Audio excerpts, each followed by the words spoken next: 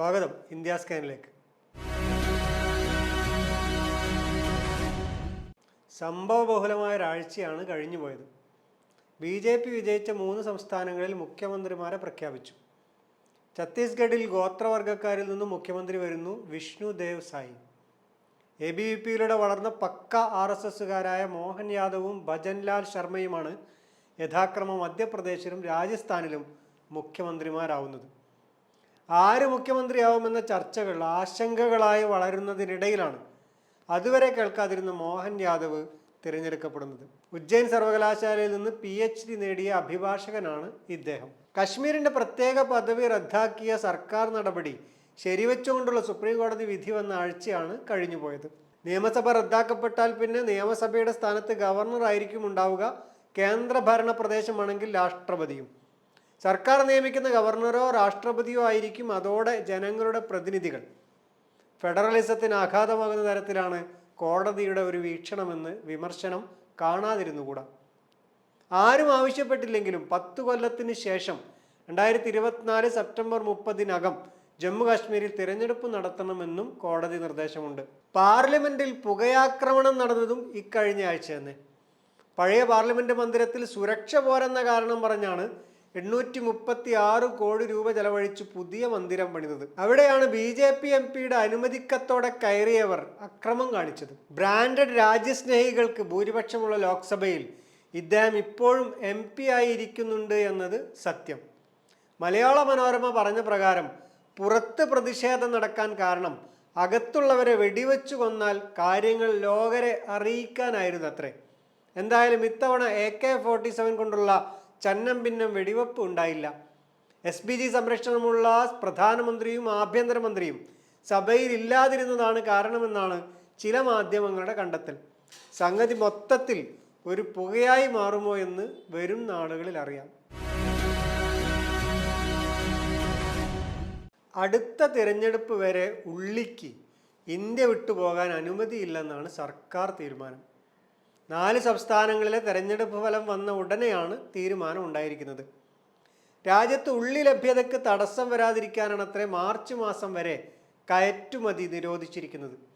ഗോതമ്പിൻ്റെ കാര്യത്തിലുമുണ്ട് ചില നിയന്ത്രണങ്ങൾ. കച്ചവടക്കാരുടെ കയ്യിലെ സംഭരണത്തോത് കുറയ്ക്കാനാണ് ഗോതമ്പിൻ്റെ കാര്യത്തിൽ തൽക്കാലം നിർദ്ദേശിച്ചിരിക്കുന്നത്. ലോകത്തിലെ ഏറ്റവും വലിയ ഉള്ളി കയറ്റുമതി രാജ്യമാണ് ഇന്ത്യ. ഏകദേശം 30 മില്യൺ ടൺ ഉള്ളിയാണ് രാജ്യത്ത് ഉൽപ്പാദിപ്പിക്കുന്നത്. ഉള്ളിക്ക് അത്യാവശ്യം വില കിട്ടുകയും കർഷകർ ലാഭം പ്രതീക്ഷിച്ചിരിക്കുകയും ചെയ്യുന്ന സമയത്താണ് നിരോധനം വന്നു വീണിരിക്കുന്നത്. അതോടെ കർഷകർക്ക് ഇടിയേറ്റ അവസ്ഥയാണെന്ന് റിപ്പോർട്ടുകൾ സൂചിപ്പിക്കുന്നു. ഉള്ളി കാരണം ഇപ്പോൾ കരയുന്നത് കർഷകരാണ്. കൃഷിയിടത്തിൽ നിന്നും അടുക്കളയിലെത്തുമ്പോഴേക്കും 30% ഉള്ളി കേടായിപ്പോവും. അതിനു പുറമെയാണ് നിരോധനം ഉണ്ടാക്കിയേക്കാവുന്ന നഷ്ടക്കച്ചവടവും. ഇടയ്ക്കിടെ ഇങ്ങനെ ചെയ്യുന്ന നിരോധനം അന്താരാഷ്ട്ര മാർക്കറ്റിൽ രാജ്യത്തിൻ്റെ മുഖച്ഛായ തകർക്കുക തന്നെ ചെയ്യും. ഭീകരവാദികൾ നടത്തുന്ന ക്രിമിനൽ പ്രവൃത്തികളെ നേരിടാൻ ഇന്ത്യയുടെ NIAയും അമേരിക്കയുടെ FBIയും കൈകോർക്കും.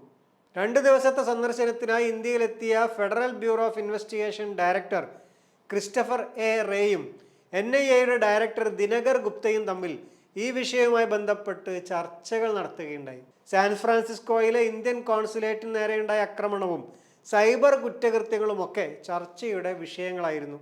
സിഖ് വിഘടനവാദിയായ ഗുർബത് സിംഗിന്റെ കൊലപാതകവുമായി ബന്ധപ്പെട്ട് അമേരിക്ക ഇന്ത്യൻ സർക്കാരിനെ കുറ്റപ്പെടുത്തിയിരുന്നു. ഇന്ത്യയുടെ ഉദ്യോഗസ്ഥനും സംഭവത്തിൽ പങ്കുള്ളതായി ആരോപിച്ചിരുന്നു. അതിനുശേഷമുള്ള അമേരിക്കൻ സുരക്ഷാ ഉദ്യോഗസ്ഥന്റെ ആദ്യ സന്ദർശനമാണിത്. 2 ഏജൻസികൾക്കും തമ്മിൽ വലിയ വ്യത്യസ്തതകൾ ഉള്ളതിനേക്കാൾ ഏറെ സാമ്യതകളാണ് ഉള്ളതെന്ന് ചർച്ചയ്ക്ക് ശേഷം റേ പറഞ്ഞു. CBIയുടെ തലവനെയും ഇദ്ദേഹം സന്ദർശിക്കുകയുണ്ടായെന്നാണ് ഓൺലൈൻ പത്രങ്ങൾ റിപ്പോർട്ട് ചെയ്യുന്നത്. തീവ്രവാദികൾ സൈബർ ഇടങ്ങൾ വലിയ തോതിൽ ഉപയോഗിക്കുന്നുണ്ട് എന്നും ഫണ്ട് ശേഖരണത്തിനായി ക്രിപ്റ്റോ കറൻസി ഉപയോഗിക്കുന്നുണ്ടെന്നും NIAയുടെ ഡയറക്ടർ ജനറൽ സൂചിപ്പിച്ചു. എൻക്രിപ്ഷൻ ആപ്പുകൾ ഉണ്ടാക്കുന്ന വെല്ലുവിളികളെക്കുറിച്ചും ഈ കൂടിച്ചേരലിൽ ചർച്ചകൾ ഉയർന്നു. തെലങ്കാന തെരഞ്ഞെടുപ്പിലെ പരാജയത്തിന് ശേഷം ഭാരത രാഷ്ട്ര സമിതിയുടെ നേതാവ് ചന്ദ്രശേഖർ റാവുവിൻ്റെ മകൾ K. കവിതയ്ക്ക് ബോധോദയം വന്നിരിക്കുന്നു. അയോധ്യയിലെ രാമക്ഷേത്ര നിർമ്മാണത്തോടെ കോടിക്കണക്കിന് ഹിന്ദുക്കളുടെ ആഗ്രഹമാണ് പൂർത്തിയാവുന്നതെന്നായിരുന്നു ആ ബോധോദയം. തെലങ്കാനയും അതിനെ ആവേശത്തോടെ തന്നെ സ്വീകരിക്കണമത്രേ. അവസാനം ഒരു ജയ് ശ്രീരാമും. അതായിരുന്നു കവിതയുടെ എക്സിലെ പോസ്റ്റ്. നിയമസഭാ തെരഞ്ഞെടുപ്പിൽ 2 അക്കം തികയാത്ത BJP ഈ പ്രസ്താവനയെ സ്വാഗതം ചെയ്യുക മാത്രമല്ല, ഇപ്പോഴെങ്കിലും കവിതയുടെ കണ്ണു തുറന്നല്ലോ എന്ന് ആശ്വസിക്കുകയും ചെയ്യുന്നുണ്ട്. പണ്ടൊരിക്കൽ തിരഞ്ഞെടുപ്പ് വരുമ്പോഴൊക്കെ BJP അമ്പലം ഉയർത്തിക്കൊണ്ടുവരുമെന്ന് കളിയാക്കിയ ആളായിരുന്നു കവിത. ജനങ്ങൾ മന്ദിർ മസ്ജിദ് രാഷ്ട്രീയത്തിന് അതീതമായി വളരണമെന്നായിരുന്നു അവരുടെ അന്നത്തെ ഉപദേശം. ഡൽഹി എക്സൈസ് നയവുമായി ബന്ധപ്പെട്ട് കേന്ദ്ര ഏജൻസികൾ കവിതയെ അന്വേഷിച്ചു വരുന്നതിൻ്റെ ഫലമാണ് ഈ പ്രസ്താവന എന്ന് വിലയിരുത്തുന്നവരുമുണ്ട്. KCR നിലവിൽ ആശുപത്രിയിൽ ചികിത്സയിലാണ്. വർഗീയത കത്തിക്കാൻ, പള്ളി പൊളിക്കാനും ദർഗ നശിപ്പിക്കാനും നടക്കുന്നവരെക്കുറിച്ച് രാഷ്ട്രീയ പൊതുയോഗങ്ങളിൽ വിമർശിച്ച അദ്ദേഹം ചികിത്സ കഴിഞ്ഞ് വരുമ്പോഴേക്ക് പാർട്ടിയെ മറ്റുള്ളവർ കച്ചവടം ചെയ്യുമോ എന്ന് കണ്ടറിയണം. തിരഞ്ഞെടുപ്പ് സമയത്ത് തന്നെ BRSഉം BJPയും വിവാഹിതരാകാൻ പോകുന്നു എന്ന തരത്തിൽ കോൺഗ്രസ് പ്രചരണം നടത്തിയിരുന്നു.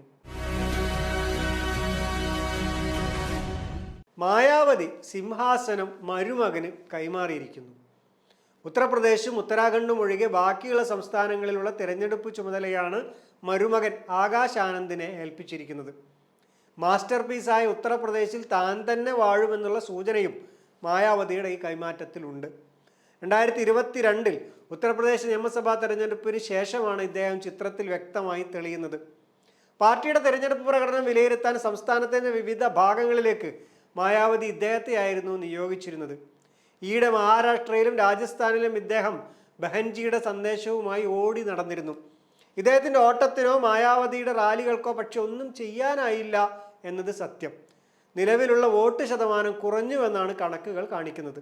ഉത്തർപ്രദേശിലാവട്ടെ BSPയുടെ വോട്ട് ബാങ്ക് ആയിരുന്ന മുസ്ലിങ്ങൾ പാർട്ടിയിൽ നിന്നും ഏറെ അകന്നിരിക്കുന്നു എന്നത് സത്യം. ജനകീയരായ 2 മുസ്ലിം നേതാക്കളെ പാർട്ടി പടിയടച്ച് പുറത്താക്കുകയും ചെയ്തിരിക്കുന്നു. ഇമ്രാൻ മസൂദിനെയും ഡാനിഷ് അലിയെയും. BSP സ്ഥാപകൻ കൻഷീറാം മായാവതിയെ പിൻഗാമിയായി പ്രഖ്യാപിച്ചതിന് സമാനമാണത്ര ഈ പ്രഖ്യാപനവും. മുമ്പ് സഹോദരനെ, അതായത് ആകാശിൻ്റെ പിതാവിനെ പാർട്ടി തലപ്പത്ത് കൊണ്ടുവന്നിരുന്നുവെങ്കിലും സ്വജനപക്ഷപാതം കൈവിട്ടു പോവുകയായിരുന്നു ഫലം. തിരഞ്ഞെടുപ്പിൽ പങ്കെടുക്കരുത് എന്ന നിബന്ധനയോടെയായിരുന്നു ആ ഏൽപ്പിക്കൽ. പക്ഷേ അതിലും വലിയ ലാഭം അവരുണ്ടാക്കി എന്നാണ് വിമർശകപക്ഷം. ഇംഗ്ലണ്ടിൽ പഠിച്ച ആളാണ് ആകാശ് ആനന്ദ് എന്നാണ് അദ്ദേഹത്തിൻ്റെ പ്രൊഫൈൽ പറയുന്നത്. സോഷ്യൽ മീഡിയ രംഗത്ത് വളരെ പിറകിലുള്ള BSPയെ അതിനായി പ്രേരിപ്പിക്കുന്ന മുഖ്യ ഘടകം ആകാശാണ്. മായാവതിയെ എക്സിൽ ചേർക്കുന്നതിൽ ഇദ്ദേഹം വിജയിക്കുകയും ചെയ്തു. വീണ് കിടക്കുന്നിടത്തും BSPയെ പൊക്കാൻ ന്യൂജൻ ആശയങ്ങൾക്ക് കഴിയുമോ എന്ന് കാത്തിരിക്കാം. ലോകത്താകെയുള്ള കണക്കെടുക്കുമ്പോൾ റോഡ് അപകടങ്ങളുടെ എണ്ണം കുറയുകയാണ്. പക്ഷേ ഇന്ത്യയിലാവട്ടെ കാര്യങ്ങൾ തിരിച്ചാണ്. വാഹനാപകടങ്ങളിൽ ആഗോളതലത്തിൽ ഇന്ത്യയുടെ സംഭാവന കഴിഞ്ഞ 10 വർഷത്തിനിടയിൽ 11 നിന്ന് 13% വളർന്നു. 2010 മുതൽ 2021 വരെ കണക്കെടുക്കുമ്പോൾ 28 ആഫ്രിക്കൻ രാജ്യങ്ങളിലടക്കം 66 രാജ്യങ്ങളിൽ റോഡപകട മരണങ്ങൾ വർദ്ധിച്ചിരിക്കുകയാണ്. ലോകാരോഗ്യ സംഘടനയുടെ കണക്കാണിത്. കാൽനട യാത്രക്കാരും സൈക്കിൾ സവാരിക്കാരും ഇരുചക്ര വാഹനക്കാരുമാണ് അപകടത്തിൽപ്പെടുന്നവരിൽ പകുതിയിലധികവും. 1/3 4 വീലറുകാരുടെ അപകട നിരക്ക്. ഇന്നത്തെ ഇന്ത്യ സ്കാൻ ഇവിടെ പൂർണ്ണമാവുന്നു. അടുത്ത ആഴ്ച വീണ്ടും കാണാമെന്ന പ്രതീക്ഷയോടെ നന്ദി.